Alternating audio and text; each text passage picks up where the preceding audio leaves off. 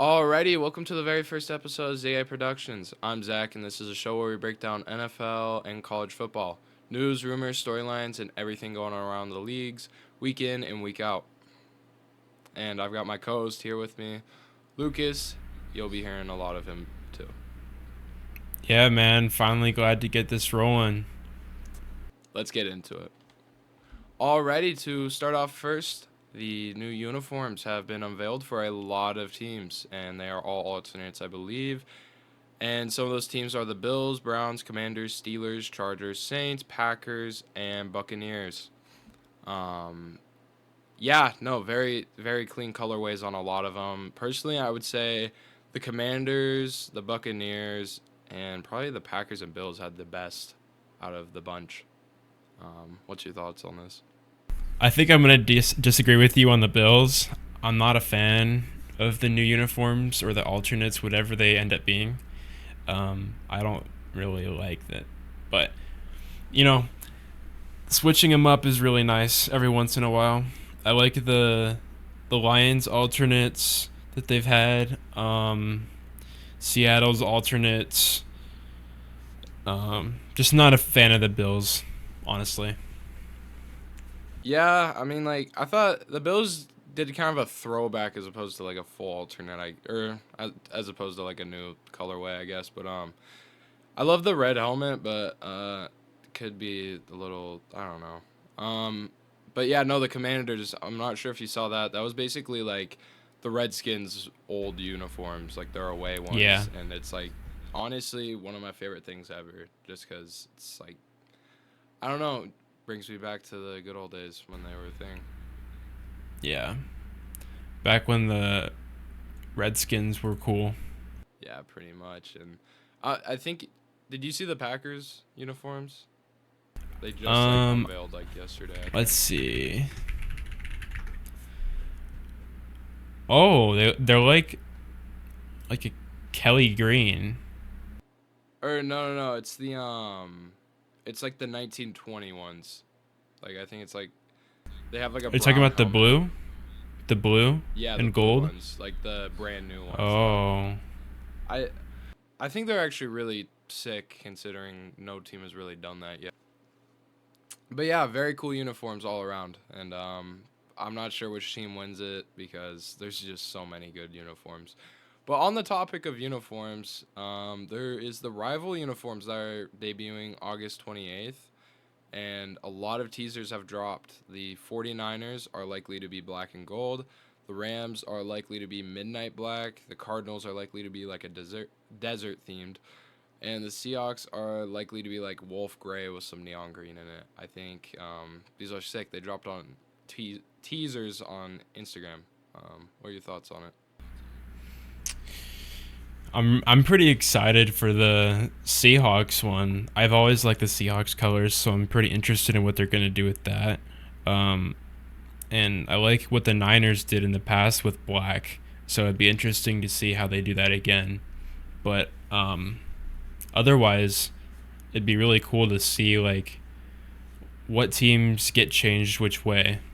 Yeah, no kidding. I think the 49ers bringing back the black, but with gold in it, it's gonna be so clean. Yeah.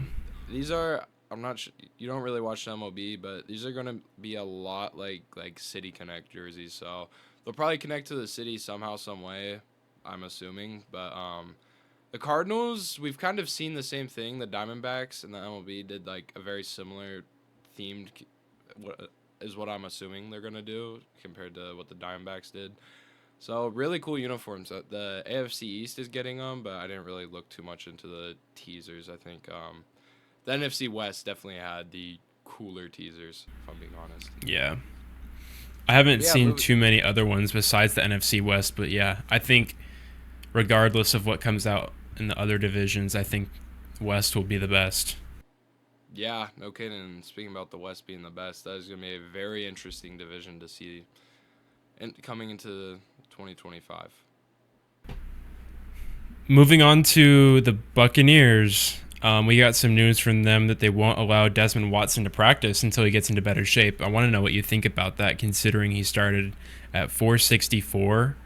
Um, So like, what do you think that's gonna look like for him? I think it's actually hella funny. I don't remember the last time I've seen any headline like that on Instagram. I'll probably plug in the post somewhere around now, but it was um it was definitely a surprise. He's huge at 464 pounds. That's unreal. He's only dropped 30, which is a lot, but not enough. Clearly, he's like what 434 pounds, and he's still not being allowed to practice. So, I do think he's probably in good shape, surprisingly, just because he's in the NFL. So, I think it's actually a hilarious headline. But yeah. Yeah. So good for him. Hopefully he does good. Honestly, have you seen his running back play when he was at Florida? I did not. They put him in at running back for a couple plays and got like chunk yards, like 2, 3. They should put him at fullback. Like, not even joking. Honestly, He has the explosiveness and the weight to power. I think I might have seen that clip actually, like a Yeah. while ago. Mhm. But Yeah, he's massive. yeah, no kidding. 464 pounds. 434 now, but that is still not Mhm. Yeah. But moving on to our next topic, it is going to be how well is Bryce Young going to do heading into year 3 for him.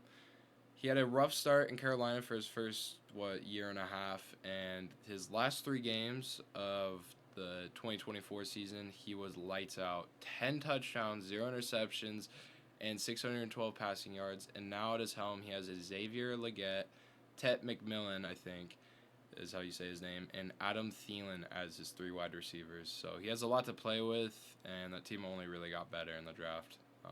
What's your thoughts on this?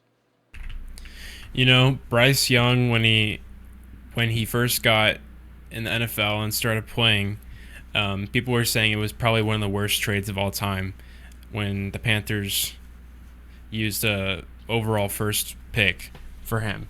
But I think he's starting to develop now to where he's competent enough to play, and he's starting to learn what he's needing to improve because he's done really well at the end of the last season. I think this season will be great for him. Um, but other than that, I think he's going to be a pretty good player this season. I'm looking forward to watching him play. Yeah, no kidding. The Panthers as a whole are just going to get better around him. They had a really solid draft. It was kind of sneaky good. Not a lot of people talked about it. They did not take defense in the first round, but they took Tet, and that dude is looking like he could probably be the wide receiver 1 there. And I mean, yeah, he did start off rough. He was made fun of for his height. He's short, but he's really only just gotten better. Like you said, and he was really Mm-hmm. hated with that DJ Moore trade. But yeah, that team has only really gotten better. Definitely. I did want to ask you what you would think of Trevor Lawrence this year. That is a very interesting first overall pick. I hope he does good, but I really don't have high hopes for him. If I'm gonna be really honest, he really was struggling last season, I believe. I he got a huge contract extension. He's like one of the highest paid QBs right now, and Yeah. he just hasn't lived up to any of it. I really, yeah, I don't think he's gonna be that great. Unfortunately, I do want him to do good, but it's just the way things are sometimes. But yeah, what are your thoughts on it? Yeah. Statistically, he's performed well, but in real game scenarios, he hasn't lived up to um, carrying his team because his team really does need him. Like, his team, the Jaguars are actually so bad, and this is not opinion at all. They're just so bad, and they have Trevor Lawrence, who's a great QB, but he's not able to carry the team alone. That's not fair to him. It's not fair to the team, and the managers at Jacksonville have to see that. He needs weapons around him. He doesn't have them. They got Travis Hunter, but he's on defense. Their offense can't push down the field. They haven't met the red zone consistently enough to win a game. So Jacksonville just needs something of like any glimmer of hope this season would be huge for them. Yeah, no kidding. And they have Brian Thomas Jr. too in that receiving core. I think Travis Hunter is also a receiver as along with a cornerback, which is absurd. Um, yeah, that's kind of why he won the Heisman. It's gonna be a very interesting year for them Jags, because if Trevor Lawrence really has to get it going, and if he can't, then that team's just gonna fail, in my opinion. He was statistically probably if not the greatest quarterback in college history. He was one of them at least. He had one of the best. He was one of the best quarterbacks in college history. But yeah, moving on to our next topic, it's gonna be how good will the 2025 Pittsburgh Steelers be? They have Aaron Rodgers, who they just newly acquired, and they recently also acquired Jonnu Smith, Jalen Ramsey, and DK Metcalf through trades. They signed T.J. Watt to a historic extension, I believe, making him the highest paid non QB. And they just lost Minka Fitzpatrick in that trade where they acquired Jonnu Smith and Jalen Ramsey. Really, well do you think they'll be? Well, they have a lot of weapons, but last year they had a lot of weapons and they still couldn't make it work. Mike Tomlin's a great coach. He's had a career as a pretty under the radar fantastic coach. Like, some people shit on him for not being the best coach, but if you look at his record over the years, he's stayed consistent. He's made the playoffs several times. They haven't gotten to a Super Bowl in a long time, but he's performing for the team, and I think that it might just be like a team morale thing that they can't get past because they have all these weapons, but they're not performing. I don't know why. With Aaron Rodgers, I think he might be a little bit old, but I would be very happy to see him perform great. But I'm not expecting too much out of him. The Fitzpatrick for Johnny Smith was an amazing trade for the Packers. I mean the Steelers. But yeah, I'm hopeful to see how the Steelers do this year. Yeah, no kidding. I'm really looking forward to seeing how they do. They definitely got quite a few additions. It looks like they're building a win now team, but it's kind of a weird win now team. Aaron Rodgers is really old. There's a lot of age on that team with Cameron Hayward and Aaron Rodgers and other Even Jalen Ramsey. Jalen Ramsey too. They just traded for.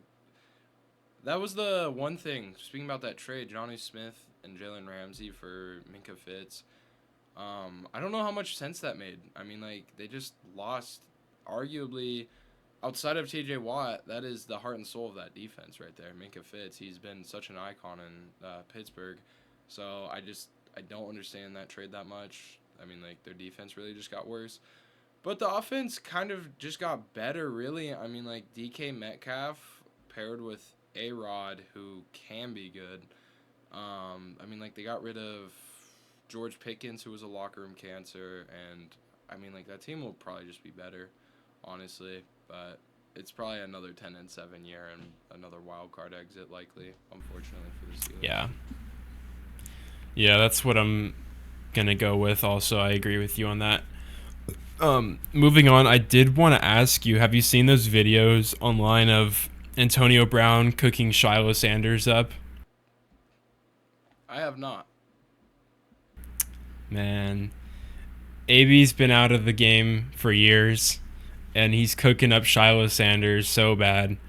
I'm kind of worried about what Shiloh's going to do for the Bucks.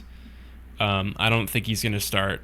I don't see that happening. I don't think he's going to start next year unless we see some major improvements. I'm not sure what the Bucks saw in him. I think he's a little underdeveloped and he should have played in college another year. But I wanted to know what you thought about that. If you think that he's a good fit for the Buccaneers.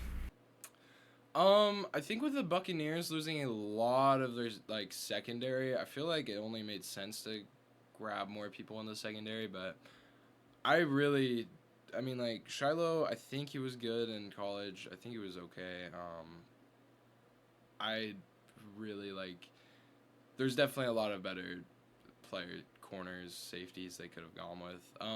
I might have seen those videos. I just don't remember watching them really, but yeah, no, it's gonna be a Yeah, interesting he's year for the he's Bucks. good. He's just not like any standout.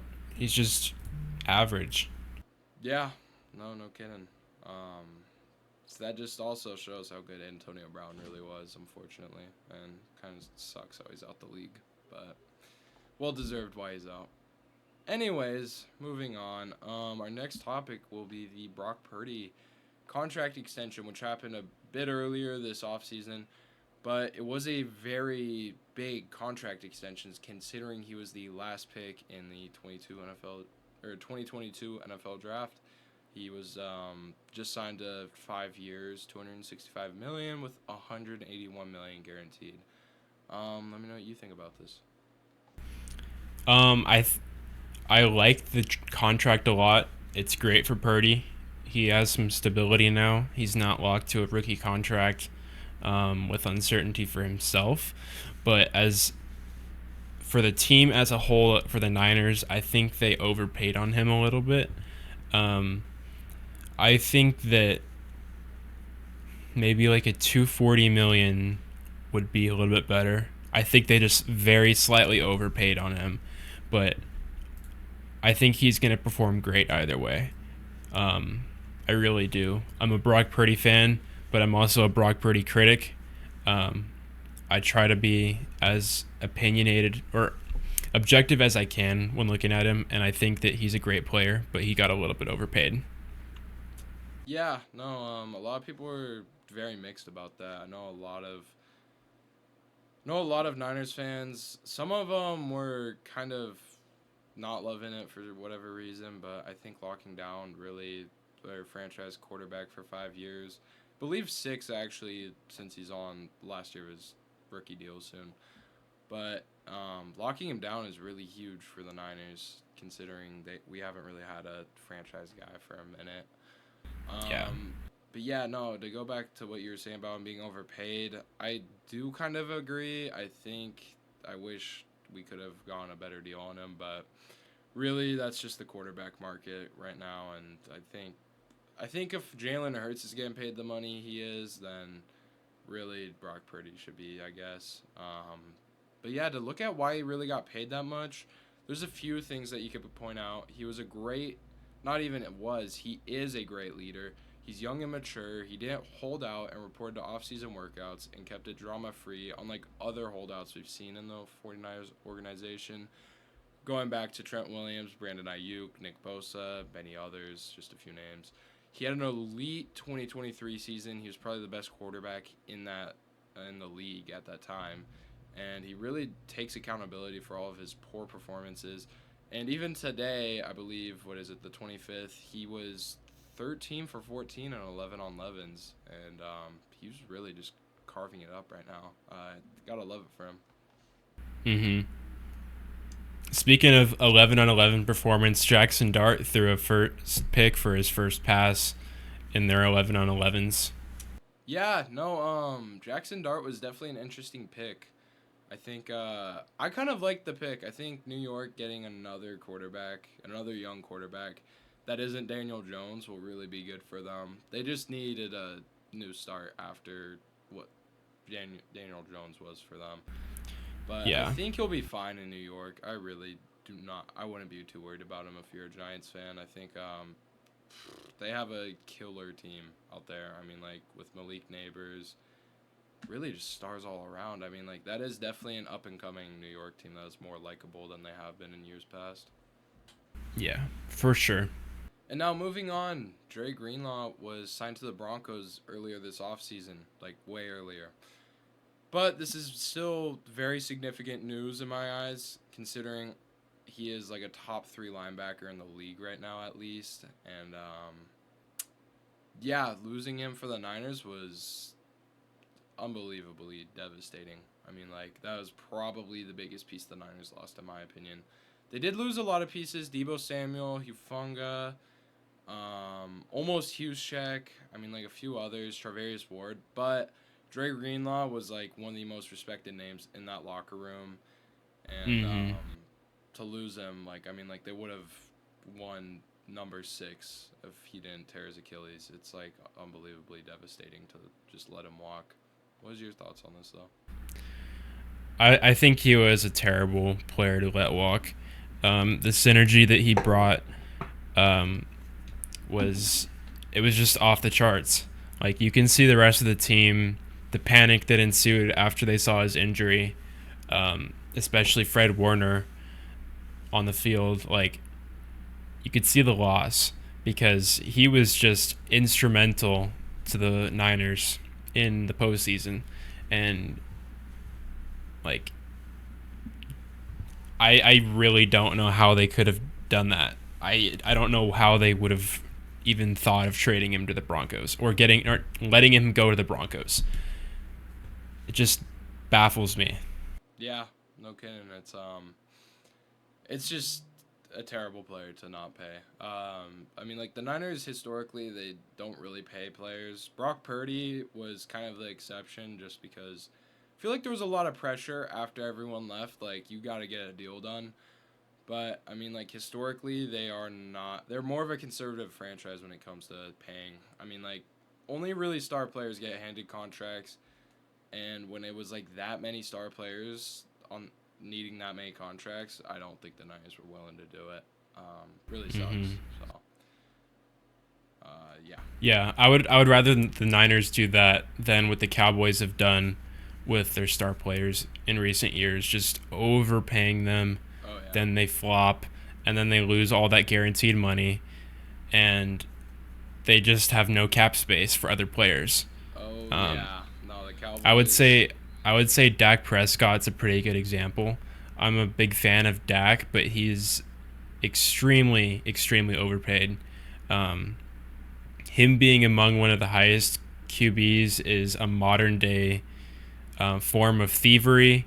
I have no idea how his agent negotiated that contract. I was watching his 7-on-7 and 11-on-11 highlights from their practice. He was throwing so many incompletes, hospital balls, picks. He threw a couple pick sixes. Um, you know, yeah.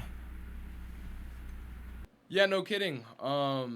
Yeah, Dak Prescott. I mean, like I was a big fan of his, and I mean, like, yeah, he is really overpaid. He is one of just those Cowboys players. I mean, like among a few.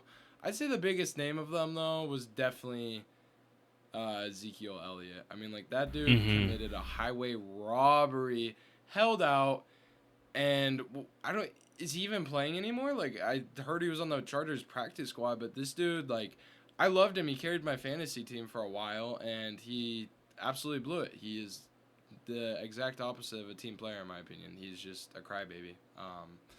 And he's yeah. After he came out, he looked like a hippie in 2021, and probably still does. So yeah, I Ezekiel Elliott, man. Ezekiel Elliott, such a shame. Yeah, I think his ego from being a running back just got to him, and it ended up like transferring into like super high weight gain for him. He's basically a tight end now. He's built like a guard, but um, I really don't see any place for him in the NFL until he gets into shape. Sort of like Desmond Watson, but not as extreme of a case. Yeah, no kidding. Yeah, speaking about just running backs really falling off, there's just so many. I mean, like when I was younger, I mean, like first started watching the NFL, it was a completely new like name set of running backs. I mean, like kind of Ezekiel Elliott was peaking right around then, and then Christian McCaffrey came, and then I mean, like the only name from when I first started watching, the only couple names are really Saquon, Derrick Henry, and C-Mac. It's I mean, like there's completely new names. It just goes to show how like short-lived running back careers are. It's really unfortunate. Speaking of running back careers, when's the last time you heard the name Todd Gurley? It's been a minute. I mean, like that dude. That was one of the most unfortunate fall offs. I actually really liked Todd Gurley growing up, so I was a huge fan of his. He was a really cool player to watch. I really just really loved him. And Le'Veon Bell, too, is just another name. It's just like, wow. And it's unfortunate. It's devastating. You will never hear those names like in a recent um, NFL news, anything. Like they're so forgotten, and it's unfortunate because they were outstanding players. They just had usually it's just like an injury prone thing. They just keep getting hurt and they can't play anymore. But Oh, yeah. they were amazing players. Yeah, no, injuries. Running backs are the merchant of injuries. It's just the saddest thing ever. I mean, like, there's just a gazillion running backs' careers who have been killed by injuries. And one of them who hasn't, who's just been unbelievably injured, is Christian McCaffrey. He is just a stud with injuries. But alrighty, guys, that is going to do it for the video. Yeah, thank you guys for watching, and like and subscribe. It really helps more than you guys think. And, yeah, come back for the next episode. So, have a good one, guys. Peace out. Peace.